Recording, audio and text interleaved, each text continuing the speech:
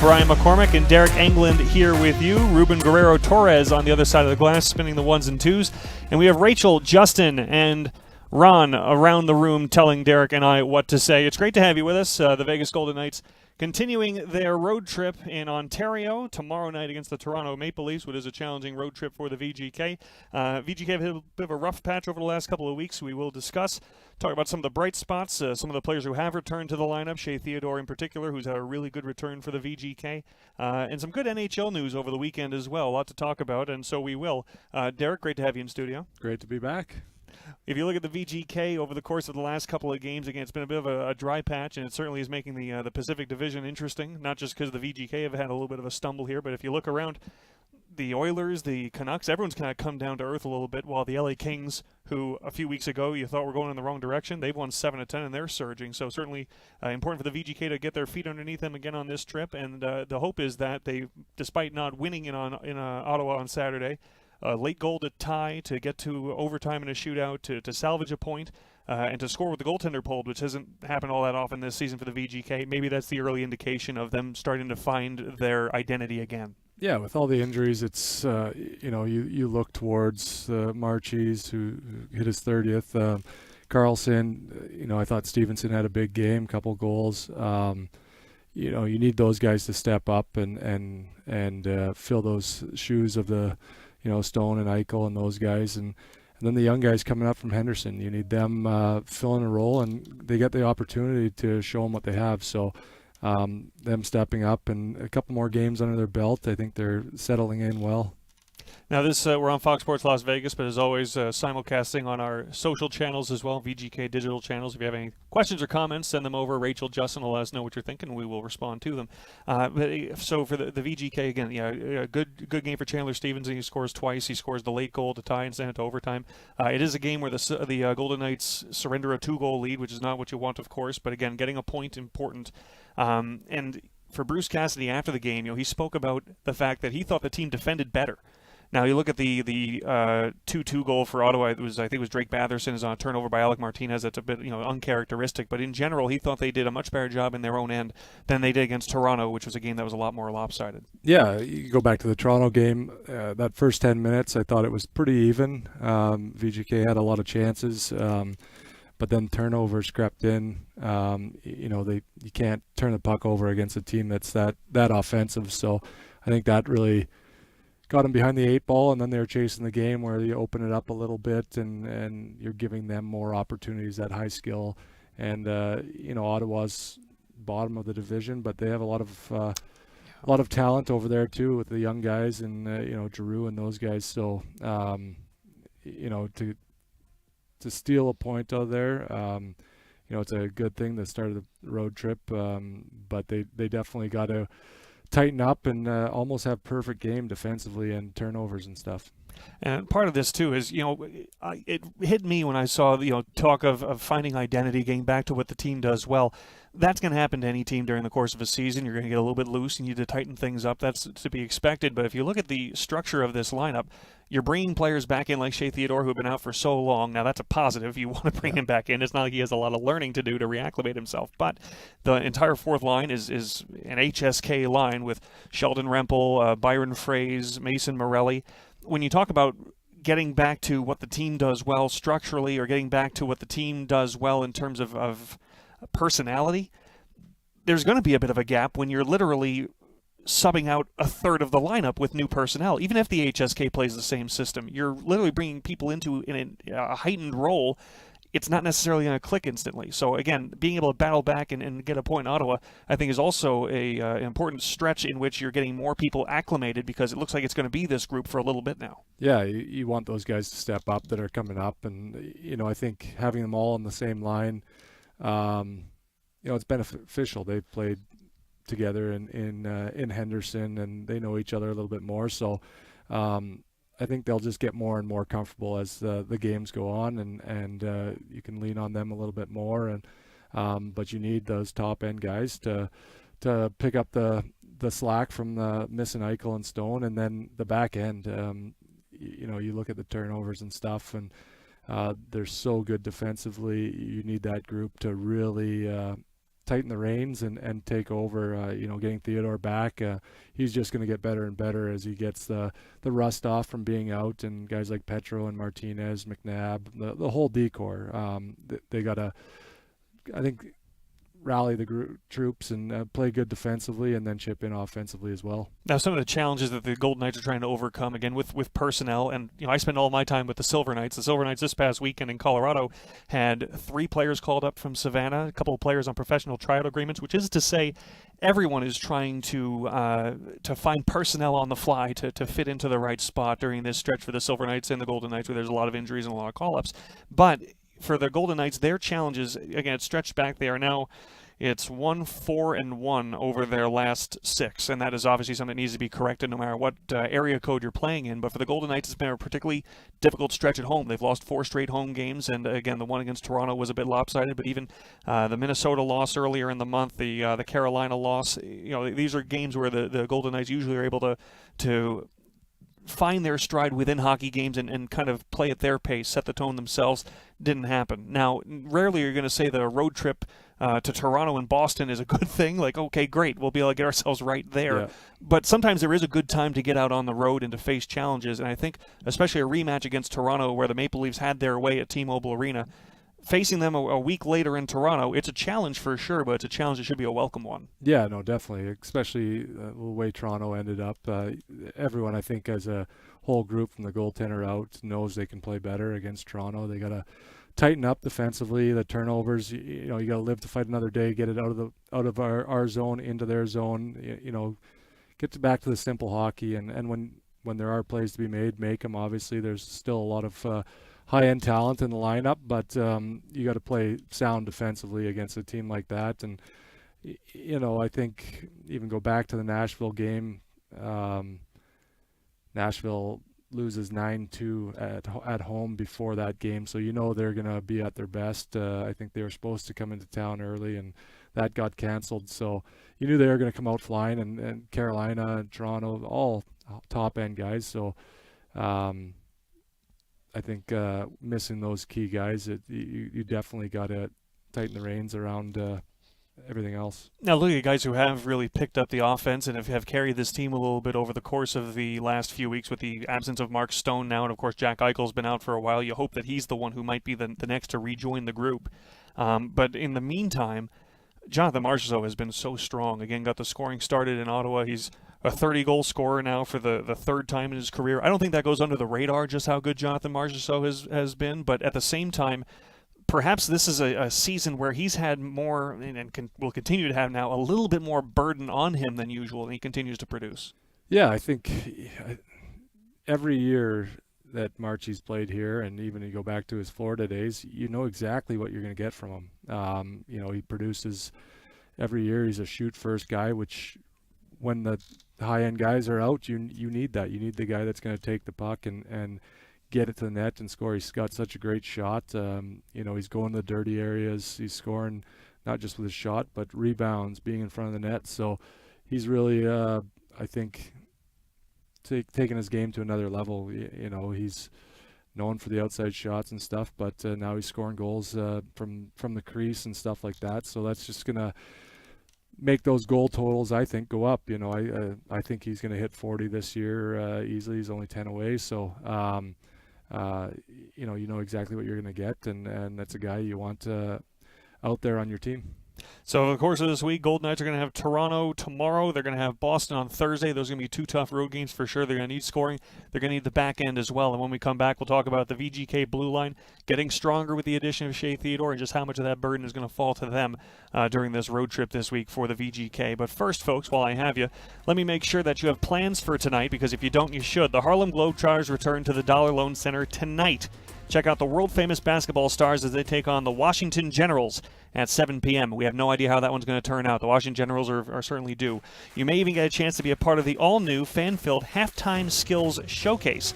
Visit thedollarloancenter.com for tickets and more information. thedollarloancenter.com for the Harlem Globetrotters World Tour hitting the DLC tonight. We'll be back in just a moment. More VGK talk on the way. Nighttime at noon. Brian McCormack, Deryk Engelland here with you on Fox Sports Las Vegas.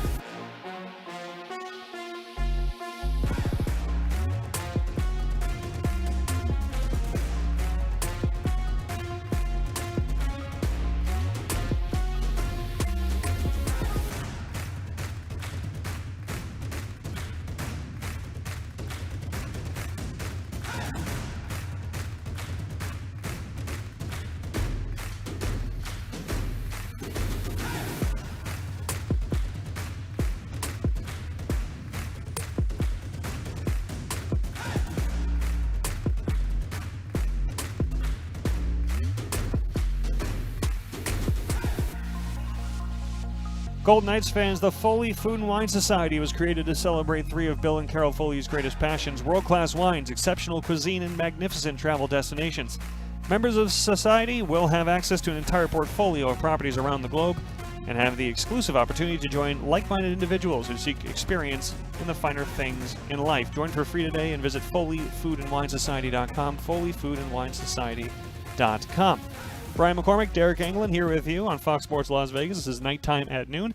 For the VGK, busy week coming up as they continue their road trip out east. They will be in Toronto tomorrow, Boston on Thursday, and then Saturday in Buffalo, and then Monday in Columbus. Columbus obviously having a struggle of a season, got a win last night.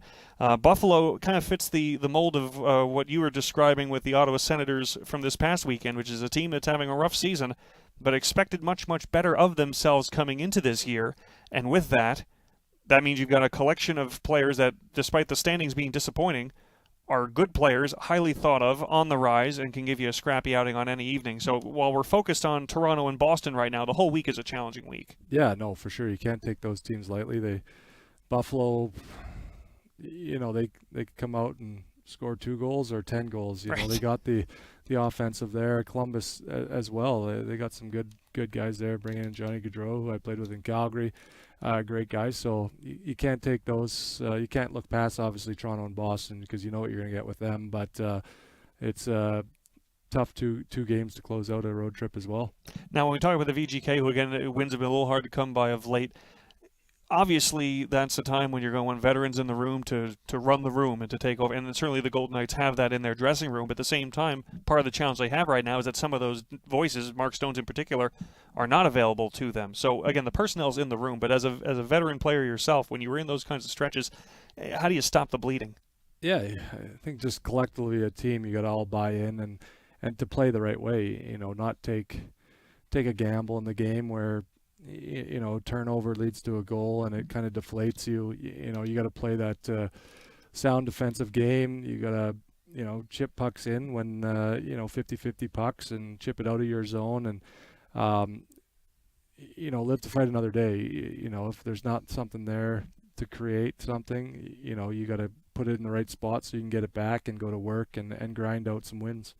Well, the blue line is going to be important for that for the VGK, because while they are banged up in different areas of the lineup, the blue line looks the way it was supposed to look on day one over the last week for really the first time this season. It hasn't translated to wins just yet, but right now with the addition of Shea Theodore back into the mix, they have Theodore, Pietrangelo, Martinez, McNabb, Whitecloud, Haig, all these guys available to them now. That's going to be important against a Toronto team that, if you listen to Bruce Cassidy after the loss to Toronto last week, part of the frustration was, okay, well, we know who their big guys are. You know you got to cover them. Now, Toronto got depth scoring in that game, but you're playing in Toronto. You know that the Matthews and the Marners and the Tavarises, they're going to come at you. Yeah, you got to, that's the luxury of having the 6 guys back. I think it's, 5 or 6 games that they've had them in the lineup all year. So having those guys back, I don't think they have to. Obviously, you want your Petro and Martinez out against Matthews' line or whatnot, however Bruce wants to play it. But if Whitecloud and Haig are out there, I don't think they're too worried about it. That's I think I keep going back to, I think it was Ottawa's coach saying that's probably the best third pairing in the league. So they're almost a second pairing playing in a third pairing role. So that's a luxury to have. You can throw those guys out against anyone and they're going to do the job. But missing those top end guys, you got to look to that blue line to create some more offense. And I think, like I said earlier, Theodore coming back, he's still going to be rusty. He's only human. He can't come back and jump right into where he was. So every game he plays, he's going to get better. He's going to create more and just get back to prime stride what he was when he got hurt. To that point, though, also, if you look at the 3 games Shea Theodore has been back for, he has 5 assists, and on Saturday in Ottawa he played 24 minutes, I think. So not only has he very quickly looked, maybe not like peak 100% Shea Theodore, but he's been above 75% Shea Theodore. He's pretty quickly gotten reacclimated. And also he's played at a level that Bruce Cassidy hasn't really had to baby him in. He's played over 20 minutes each game and 24 in Ottawa with overtime included. But with 24 minutes, that's pretty good. They've been able to get him back up to being a critical contributor on the blue line pretty fast. Yeah, I'm pretty sure any team in this league would take Shea Theodore at 75%. I definitely would. Just get shots through at the very least. Yeah. He's so good going back for pucks. He's like a one-man breakout. I played with him, and I just tried to get him the puck because he does the rest for you. And then offensively, he moves that blue line so well, gets pucks through, creates something. He's always creating something. So, 5 assists through 3 games is at 75% or 80%, whatever he's the rust off is pretty spectacular, and he's just going to grow and get better and as the games come on.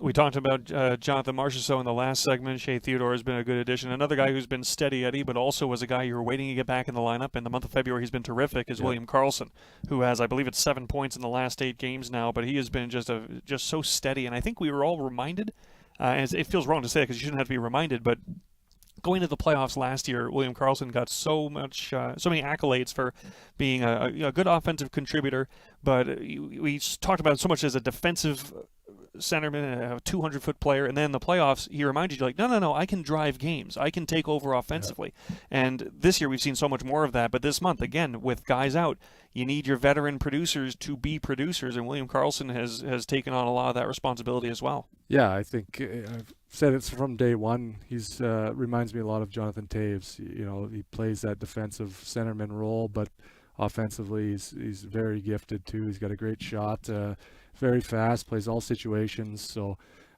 he's having a great year this year. I don't know what his goal totals are. I think he's over 20 now, right? He's at 19 so goals, 39 points. And that's a great plus 12 year so far for him. He's started before the injuries playing on third line, centering that line, and no matter who's playing with him, he makes everyone look good around him. So he's a great guy, and he's playing terrific right now. Now let's talk a little bit more about what we talked about, touch on slightly in the last segment, which is the Silver Knights' presence on the fourth line. Again, you've got Rempel, Fraze, you have Morelli on that fourth line. Brendan Brisson's getting top line minutes. William Karlsson spoke a little bit about his talent as well. And if you're going to have Brendan Brisson up there, do you want to put Brendan Brisson in a fourth line checking role? Probably not. That's not what his skill set leans to. So if you're going to have him up there, you need offense, put him in a spot to contribute to that, and that's what Bruce Cassidy, to this point, has done when he's had Brendan Brisson with him. But for these young guys on the fourth line, let me rephrase that, because we're talking about 28-year-old Sheldon Rempel, 28-year-old Mason Morelli, and Byron Fraze, who's even older. But for these AHL regulars who are getting an NHL opportunity, and a greater NHL opportunity this year for Rempel and Morelli, who made his NHL debut, than they've ever been accustomed to, you need them to not only be productive and stick to the systems and whatnot, but the way Bruce Cassidy coaches, you got to be able to use your fourth line. You can't use them in an avoidant kind of way. Yeah. So he's got to be able to rely and depend on these guys, and to this point, he's used them often. Yeah, no, I think them being older, 28, and I don't know, it's. I should know offhand, but I think Fraze is 32, I think. 32, 31, so 32. You have that experience there. They know how to play the game. They know how to play the right way. And like you said, Bruce is a 4-line 6D team, and I think the whole NHL is going that way. You got to have a fourth line that can play, and them being a little bit older, a little bit more mature, he can rely on them in situations that maybe you might not throw a younger guy out there in different situations, where you can throw those guys out there and they're going to eat up some minutes and give those top guys a little bit of rest.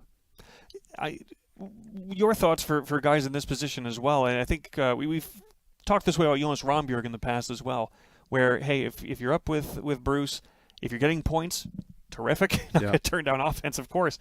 But the most important thing for guys in that role is, hey, when I look at the film, when I look at the tape, I want you to be where you're supposed to be. Yeah. And that's part of it too, which is, whatever offense I get from that group, outstanding. But what I need to do is put them out there and be able to trust that systematically they're going to do what they're supposed to do. Yeah. And that is absolutely what you get with a type of player like Byron Fraze, who has had a lot of NHL experience in his tenure.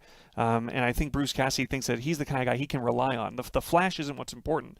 The most important thing is that positionally he's going to be sound every shift. Yeah, and you want to throw them out and not have to worry defensively. And I think the Toronto game, maybe a couple turnovers early on, but I think against Ottawa they were much better. They took care of the puck a little bit better, and they're going to need to against a Toronto team that has last change in Toronto. So, I'm sure that they're going to try to, icing or something like that, they're going to be out there against the Matthews line and the Tavares line. So they're going to have to be sound defensively. And as an older group of call-up guys, I think that maturity of pro hockey, they've been around a lot.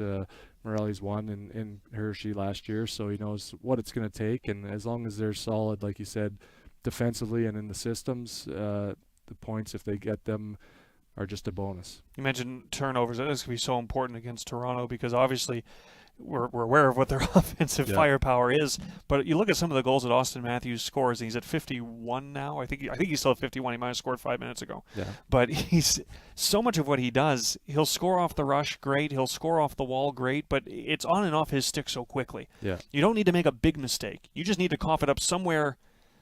Honestly, if it's outside the dots, he still might be in trouble. But giving him the puck with 5 feet of space is going to kill you. Yeah. So anytime he gets the puck in a time that's unintended is a problem, and that's where the Golden Knights have to not only be tight on him, but just so responsible. I want to say safe, but when that line's on the ice, there's no chances to be taken. Yeah, you got to know when they're out there. Like you said, he scores from everywhere. The game against VGK at home, scores driving the net. Yeah. So you got to really be aware he's going to get a stick on everything. And like you said, if you give him 5 feet of room, he's going to take that 5 feet and try to make you pay. So you got to be tight on him, take his time and space away early. Good gaps where he can't wind it up and get some room to create his own room. If you can stay on top of him, those guys get frustrated when you don't give them room. So you want to frustrate him and get him off his game a little bit. The Leafs have won 7 in a row, and they're trying to surge to the top of the Atlantic. It's amazing that they've won 7 in a row. They're still 6 points back of Florida and 7 points back of Boston. But the Bruins looking a little more human at this time of year than they have really for the last calendar year, probably. Yeah. So, but that's what's on the menu for the Golden Knights over the next couple of games. Since we're looking ahead to this week and this road trip, let's keep looking ahead just for some of the fun that you know about firsthand, which is April 9th. The Alumni Golf outing is coming up. Yeah, it's Southern Highlands. We got a few, I'd say 5 or 6 foursomes left to sell. But it's always a lot of fun. We got some returning players, Cody Eakin, Nick Holden, Stastny are all playing it. We're trying to get James Neal back for his second year. So we're starting to get some guys to retire from those first few years and bring them back and be a part of it. And, who doesn't want to come back to Vegas and play in a golf tournament at Southern Highlands? So it's always a lot of fun. April 9th at Southern Highlands, 10 a.m. shotgun start, and have a lot of fun out there. That's as you said, who doesn't want to come to Vegas and play golf? But at the same time, these are players who obviously had a great experience when they played here. And there's, I'd imagine, for the guys when you reach out to them, there's an enthusiasm level. Everyone has an interest in being a part of something like this. Yeah, no, it didn't take long for Eakes and Holds to respond. Stastny's living here right now, so he's going to suck him out there, but he's not complaining. But those guys jump right at it. I know Neither was out last year for it and had a lot of fun. So, we just keep bringing them back as we go. And then we got other guys, some of our broadcast team will be out there and other celebrities from around Vegas. See, so is Dave Gaucher one of the guys who's they're on the road. Oh, that's right. They're on course. the road then. So I think Millard might come out if he's back if out he's there. up for it. Yeah. Darren Elliott will be out. Guys like that. I think some other celebrities from around town. I was going to say, Dave Gaucher broadcast golf broadcast voice. I can't imagine that. Yeah, I can't imagine a quiet, whispering, subdued Dave Gaucher voice, but I'm sure it's in the repertoire. Yeah. But a lot of fun. The Alumni Golf outing is on April 9th. You can go to the Golden Knights website for more information on that. And we will hop out. When we come back, you talked about some of those VGK players are retiring and reaching that point in their career. They can come back to alumni outings. There's been a lot of fun retirement stories over the course of the last couple of weeks in the NHL, and by that I mean jersey retirements. Chris Chelios came this weekend in Chicago. He said to Patrick Kane, "Don't steal my thunder." I don't think Patrick Kane listened for one moment, but we'll talk some NHL storylines when we come back. Brian McCormack, Deryk Engelland here with you on Fox Sports Las Vegas. This is Nighttime at Noon.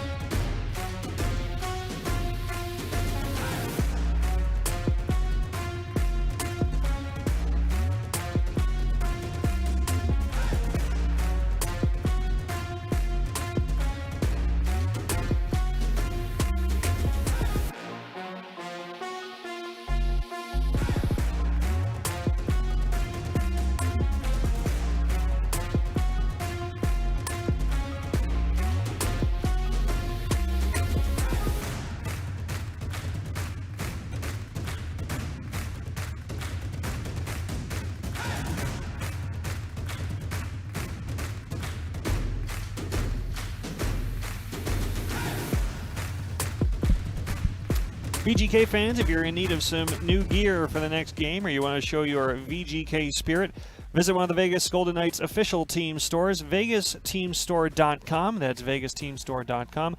Or on social channels at VGK Gear, and get the latest updates and swag for your next VGK outing.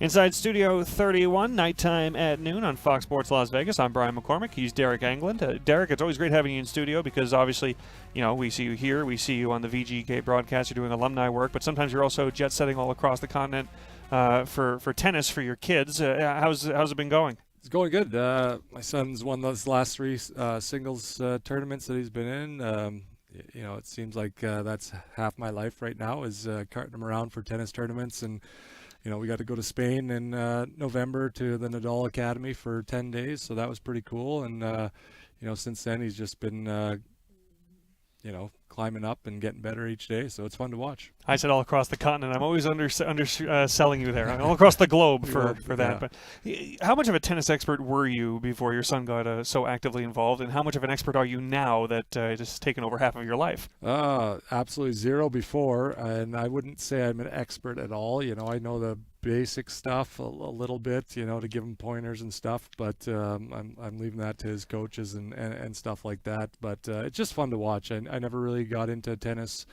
growing up or even when I played hockey, but since he's been in it, I watch a lot of the tennis, especially the U.S. Open and the French Open and all that stuff. But we'll throw it on. I think the Mexican app I can't pronounce it, is this week, starts today, so I can't help you, unfortunately. Yeah, so that's there, and I think Nadal and Alcaraz play here next weekend, or this weekend coming up on the 3rd, so we try to follow as much as we can now, so it's a lot of fun. Oh, terrific. Another Engelland star on the rise.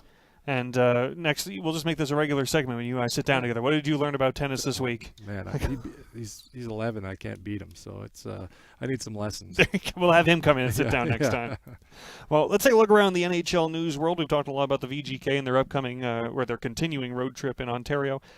Plenty of excitement around the NHL. Of course, the trade deadline's coming up. We'll get to that in a little bit as well. But on a happy note, a couple weeks ago, I'm trying to remember what day it is. Maybe it was a week and a half ago. Recently, we had Jaromir Jagr, his number retired in Pittsburgh. They did a really good job with that ceremony, even with not just the accolades, but also the fun. The guys coming out wearing their the Jagr mullet wigs and whatnot. They made a production of it, and it was a good time. Similarly, another team that's having a rough season that can certainly benefit from reaching into yesteryear to remember some positive nostalgia. Chicago Blackhawks are having a rough year. Obviously, they expected to. Connor Bedard is a big positive for them, but they still have a good time by honoring one of their greats in Chris Chelios. First of all, a very nice ceremony. One that, honestly, I had to remind myself when I saw it on the calendar. I was like, oh, that's right. That hasn't been done yet. You'd think that might have been something that they'd have gotten to before. But for Chris Chelios, who's had, you can make arguments to retire his number in 3 different places, really. Yeah. But he gets the ceremony in Chicago. It's a lovely ceremony. It's good for the Blackhawks there. It was a neat scheduling decision to have it at the same time that the Red Wings were there. I think that was a decision that was made before Patrick Kane was a Red Wing, but nonetheless, the two teams that he had such success with can both tip their hats. But the Patrick Kane factor also made it such that my brother lives in Chicago. That was a hard ticket to get. Yeah, no, for sure. When they announced that they were retiring his jersey, I had to look and see. I would have thought it was done a while back, but he's a legend in my mind. Grew up watching him play, so great honor to him to get his number retired there, and then Patrick Kane stealing the thunder a little bit on his being back there in Chicago, and then scoring the OT winner to cap off the night. I'm sure it was just an honor just for Chelios to see that happen. Two teams that he was an icon in both. Which Chris Chelios in his speech specifically asked Patrick Kane not to do. He says, "Don't steal my thunder." It was also kind of interesting that Chris Chelios used his time at the microphone to acknowledge Patrick Kane on his return. And during the game, Patrick Kane had an ovation that was almost 2 minutes. He went out and did a lap and waved to the fans, and then they didn't drop the puck. They made him go out and take another lap because the fans didn't sit down. But Chris Chelios, in his speech, acknowledged that Patrick Kane will one day be recognized as the greatest U.S.-born player, which I thought was interesting too, just because even this week we see hockey media members having that debate. Is it Chelios? Is it Leach? Is it Modano? And he's at the microphone basically saying the guy behind me is going to surpass us all when it's all said and done. Yeah, it's pretty special for a guy like Chelios to mention that. I'm sure to Kane, just an honor having a guy of that stature saying that before he's even done his career. So he's definitely going to go down as top 5 best all time. But like Chelios said, he's on the right path to pass them all. So it's a pretty cool honor and great to see. And for those who don't know, Patrick Kane did come in and steal the thunder, not only, of course, getting the reaction from the fans in his first game back at United Center as a visitor, which is significant in its own right. He also scores the overtime winner, so a bit of an exclamation point. And, sometimes things line up the way that makes it a better environment, atmosphere, script, scene, whatever you want to use. But you had Patrick Kane, who scored 451 goals as a member of the Chicago Blackhawk. 447 goals as a Chicago Blackhawk, over 1,100 points. It's just a phenomenal career in Chicago. His number will one day be retired at the United Center for sure. But, sometimes when you have the fans, again, Chicago having the season that they're having, they're looking at lottery numbers for the draft. Fans in a Chicago sweater don't have to worry about wins and losses when they watch a game last night, that they can enjoy Patrick Kane, welcome him back, and that the place can erupt when the visiting team scores an overtime winner. There's only one guy on the ice who could score that goal that wasn't wearing a Blackhawks sweater that was going to get a reaction, but it's a storybook ending that actually everyone can enjoy because the standings don't matter for Chicago in a game like that. Yeah, and you couldn't have drawn it up any better than how it played out. But Chicago is in a rebuild, but with Bedard, they're not going to have to wait too long. Right. They're going to surround him with the players he needs, and they're going to be right back at I think in the top of their division sooner than later. And meanwhile, again, Detroit gets that win against Chicago, and it went to overtime. It was a tough win to get, but they get it. It's right after they had a very convincing 6-1 win over St. Louis in front of a national TV audience. I think everyone at the start of the year we talked about, okay, Detroit, Ottawa, Buffalo, all ready to turn the corner. Yeah. Buffalo and Ottawa haven't. Detroit has, but they were right on that wild card conversation. Now they've got a little bit more breathing room in that conversation for sure, but this just feels like a weekend after which everyone's interpreting Detroit a little bit differently. They're not plucky. They're not coming of age.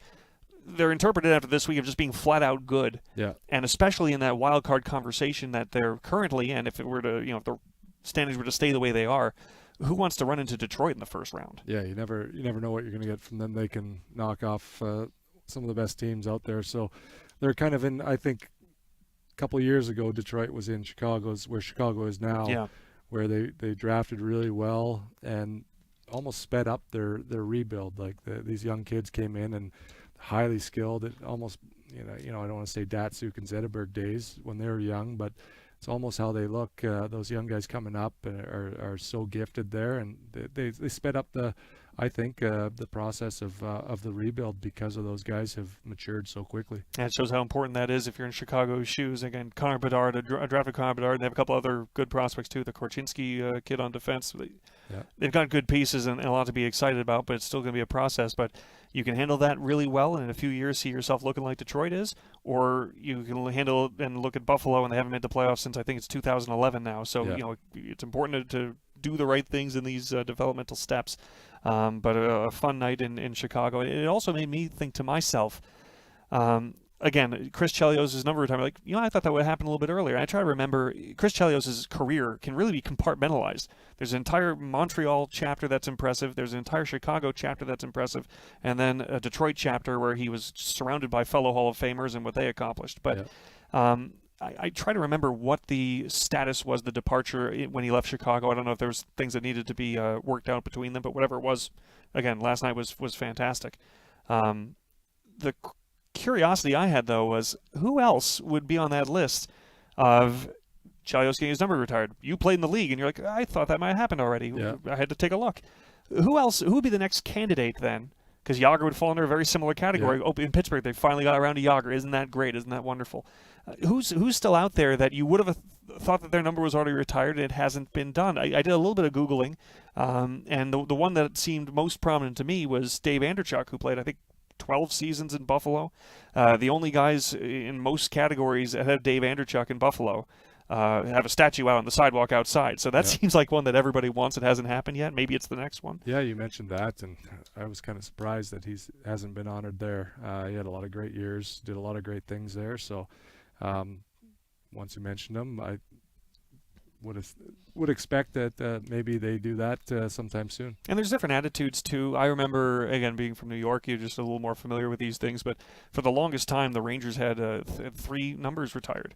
And it took about 30 years, and they won the Cup, and then they started honoring those guys, and they started looking in the rearview mirror, like, you know what, how have we not had anything for Andy Bathgate and for Harry Howell? Yeah. And, they started filling in those gaps again. And you just look at teams like, I'm sure there's, in Boston, there's got to be a couple of guys in there that they could have, and like, you know what, we should have done that, let's correct that. Yeah, But I think it's cool either way, even if it is 20, 30, 40 years later, just to honor those guys and bring them back out to where such a big part of their life happened. It's a great honor for those guys. And this is not a pressure campaign of like, hey guys, take another look and see who's out there. But it does remind us with Yager and Chelios, every now and then, you don't want to overdo it as well and retire the entire numerical system. But every now and then, you take a glance back and you have a distance gives you an appreciation. Like, you know what, that guy did make a really big difference in this franchise. And I think we've seen these last couple of weeks, sometimes throwing a party like that's good for everyone involved. For sure. Hats off to Chris Chelios, who is now hanging in the rafters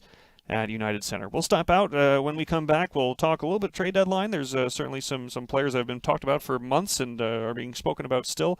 And give you a bit of a Silver Knights update as well. To round things out on Nighttime at noon, Brian McCormack and Deryk Engelland here with you on Fox Sports Las Vegas.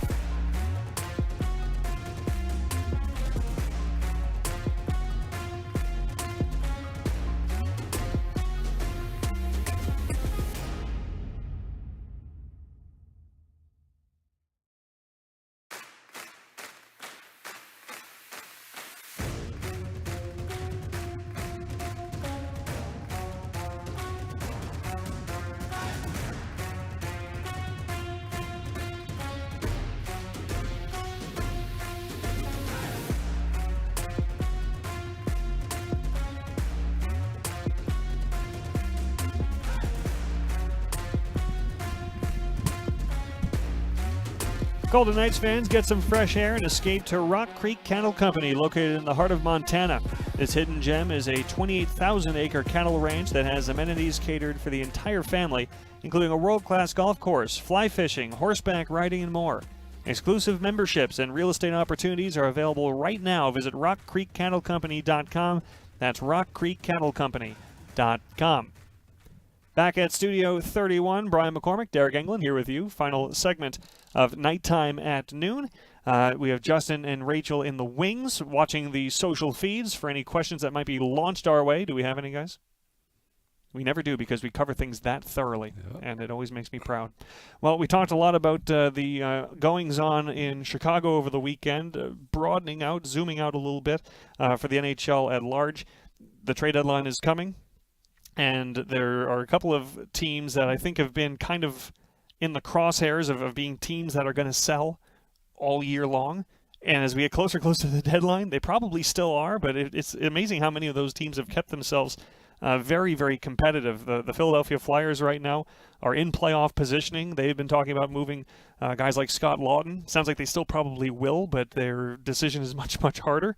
And even a team like the Calgary Flames, still on the outside looking in, but at the same time, they've been playing really good hockey of late. They've won 7 of their last 10. They're very much still alive, and yet the Hanifin, Tanev, Markstrom conversations don't go away. So it's not easy decisions for all potential sellers. Yeah, I think no matter where they're chasing a playoff spot, some of these teams, but I do like how I was reading earlier this weekend, Philadelphia is still sticking to their guns, saying that they're going to, even being in, I think they're in the 3rd spot right now in their division, sticking to their guns in the rebuild and looking towards the future, not just this year. So, you got to kind of play the game out like you were planning.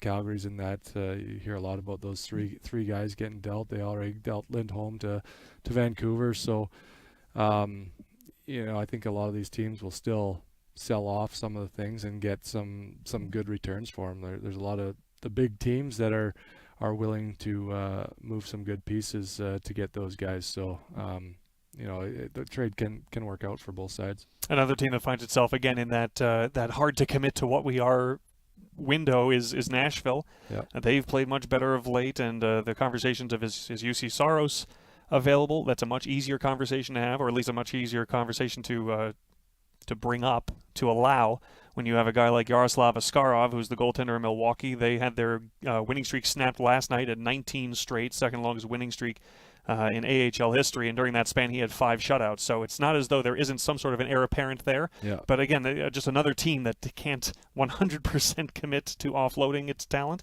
unless you're having the conversation of, okay, are we trying to make it to the first round, or are we trying to make it to June? And I think Philadelphia finds themselves in that situation. We are a playoff team. We may still be a playoff team. That's great. We're not talking about unloading Konechny's and Couturier's.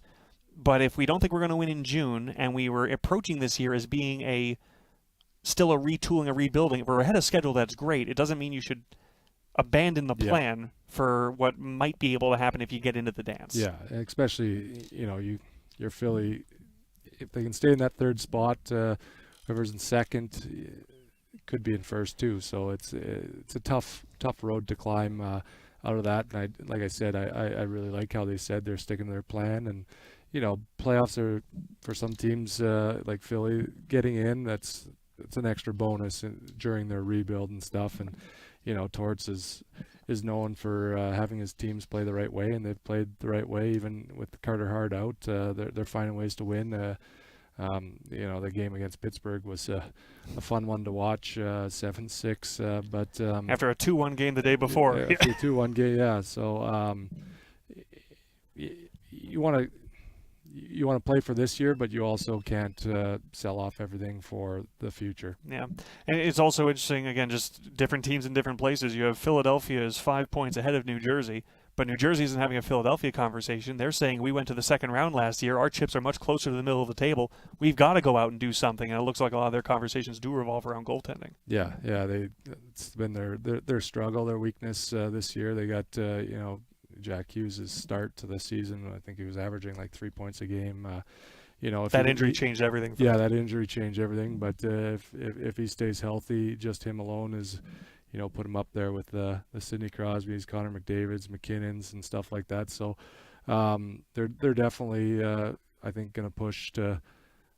I think that Metro division is any team that's in it can come out of that on top going into the third round. Are there any names out there on the block that particularly intrigue you wherever they go, guys, that can be the key piece to a cup winner? I know right now Jake Gensels is interesting because he is injured, but he'll be ready to go by the time a team would need him. Yeah. Vlad Tarasenko is a guy on a one-year deal that can be an interesting rental. There's some playmaking options that are out there for sure, besides the defense and the goaltending. Yeah, there's a lot. Gensel has obviously been in Pittsburgh his whole career and done some great things playing with Sid and those guys. So he can play with the top end talent and he can score. So if he's available, I expect a lot of teams to be bidding for him. Speaking of guys that can score, and this is not a trade deadline conversation, although maybe will they add someone to go with him.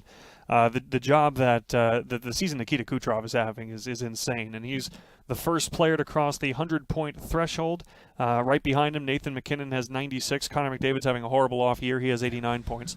But it's just amazing what Nikita Kucherov continues to do in Tampa for a team that is taking a bit of a step back from their cup prowess of a couple of years ago. Yeah, 102 points right now with, 20-some games to go. So, him hitting north of 120, 130 isn't very far-fetched. And, McDavid obviously having a terrible year, like you said, at 89 points. Maybe he's on the trade block. He's shot up so fast that over the last couple of months. If you're looking at who's going to win this race, it's still wide open with those top three guys. Well, we have a few minutes here. A quick Silver Knights update. We said we'd give you one. Here it comes. Silver Knights are back on home ice this Friday against Tucson. They played 6 straight games on the road in February, won 2 of the 6, so they're managing to hang around. They're outside the playoff picture looking in. They're 6 points back. So time to rectify that, but as we talked about, right now there's a lot of talent, a lot of goal-scoring talent that they rely on right now is with the VGK, but that's when you're in the AHL, you try to do 2 things. Try to win and try to make sure that you are there to support materially the big brother club, and right now the HSK is doing that. They need to find some wins, but right now they're making the contributions to Bruce Cassidy's group that they have to. Yeah, you want to win, but you also want to develop the guys so they're ready to play, and I think Krager being there this year has been phenomenal, done a great job in getting those guys ready. They've come in and, Morelli 2 points in his first game ever was pretty exciting to see, and just shows that how ready they are. I don't even know, that's been 10, 12 guys that have been called out, different guys for the years. So everyone in Henderson has the opportunity just because they're doing such a great job with them. Right now the Silver Knights do have Caden Korzak, who's been important on the back end since they've gotten him back. The goaltending with Yuri Patera and Isaiah Seville has been very strong. So for the Silver Knights, they lost 2 games in Colorado, but got great outings from Yuri Patera and Isaiah Seville. They look to depend on that as they try to get back in the win column. 5 straight games at home are coming, including March 9th. March 9th is going to be Star Wars night at the Dollar Loan Fair. That'll bring out Are you a Comic-Con dress up in costume type of guy? No, not you don't come so across much. that way. Definitely, Nate Schmidt would have been there in something for sure. He's a huge Star Wars fan. All right, maybe it'll take a couple of years, but that'll be an alumni event down the road. We'll work on that. Well, Golden Knights take on the Toronto Maple Leafs tomorrow night at Scotiabank Arena. 4 o'clock start. So remember, we've got early puck drops all week, which is fun for everybody. Final thoughts you might have, Deryk, on what the VGK need to do to have success in Toronto. I know we've talked a lot about managing the high-octane, high-powered offensive weapons, but there's going to be more to it than that. Yeah, I think not worrying too much about the offense on the other side, just worrying about their game and playing the right way, getting back to that defensive structure that they're so known for under Bruce, taking care of their own. They got 2 great goaltenders that can make the first save. So clear out the rebounds, tighten up in front of the net and just play sound defensively. They got the guys that can score, and they right now when you're missing the star power they got to be okay with winning 2-1, 1-0, 3-2, and not getting to a track meet back and forth. Interesting. The track meet, especially in Toronto, the track meet's going to be dangerous for sure. But when you've got Stevenson had 2 goals, Carlson's producing, March's so. Is there maybe a little more depth you try to dig into, or is it everyone just sticking to their jobs? Yeah, I think we're talking about the fourth line if they're just the bonus points, but if those guys can start chipping in too, it's just a bonus for the team. Well, it will be the Golden Knights and the Toronto Maple Leafs. 4 more games on this road trip. It resumes tomorrow night in Toronto. Deryk Engelland, Brian McCormack here with you. Had a lot of fun on Nighttime at Noon. Make sure you're tuned into Fox Sports Las Vegas throughout the week, the VGK Insider Show, getting everything you need to know for Golden Knights hockey throughout the course of this Eastern swing. Thanks for joining us. Nighttime at Noon. Brian McCormack, Deryk Engelland. We'll see you soon.